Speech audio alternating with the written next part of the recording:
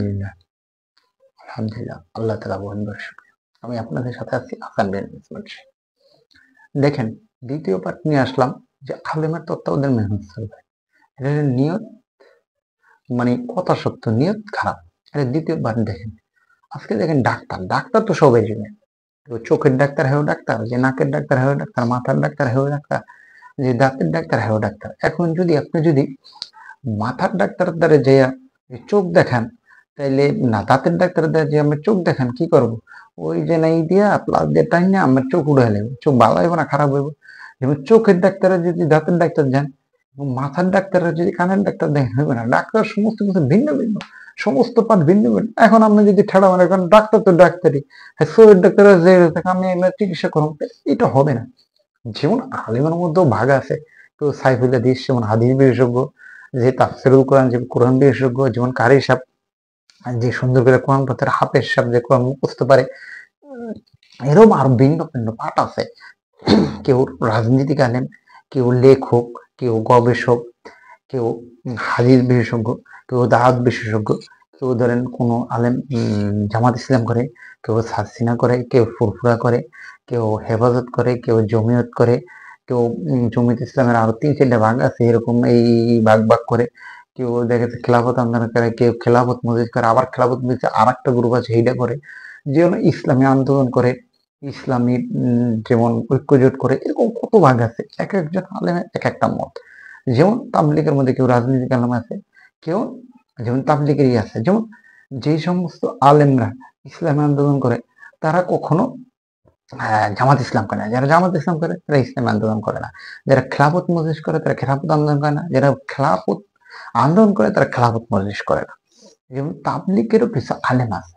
এখন তাবলিগের সমস্যা হলে তাবলিগের আলেমের এই সমাধান করবে। যে সেক্টর আলাদা আছে, যেমন প্রত্যেকটা মাদ্রাসা এক একটা সেক্টর আছে, মানে মাসলার সেক্টর আছে। যেমন তার কোনো আরো যে ভিন্ন ভিন্ন সাবজেক্ট আছে, সাইফুল হাদিস মানে হাদিসের বিশেষজ্ঞ আছে, কোরআন বিশেষজ্ঞ আছে, সমস্ত পাট ভাগ আছে। যার যার ব্যবস্থা পরিচালনার কাছে ওইখানে পরিচালনা পরিষদ আছে, সমস্ত কিছু আলাদা আছে। তবলিগ কি এতই ছোট মেহনত যে এখানে কিছু থাকবে না?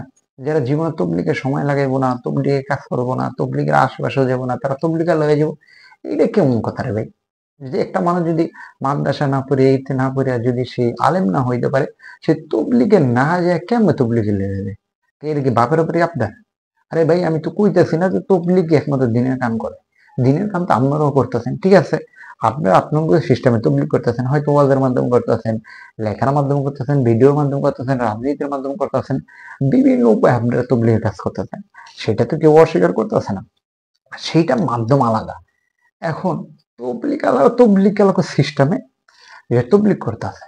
তা আপনারা কখনো তবলিগের আছে তবলিগের নিয়ন্ত্রণ করবেন? এটা তো কখনো হয় না রে বাবা। এটা কেমনে হয় কোন?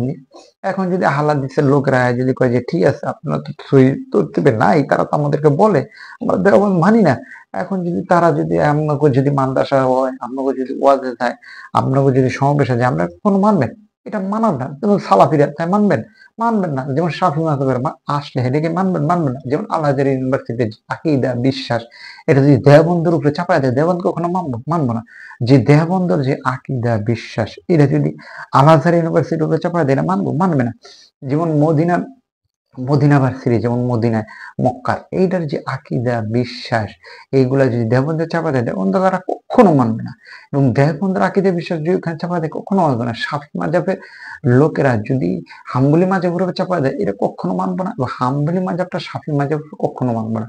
এবং হানাফি মাযহাবের জিনিসপত্র শাফি মাযহাবের মানবো না। এর লিগে তো ভাই ৪টা মাযহাব ভিন্ন।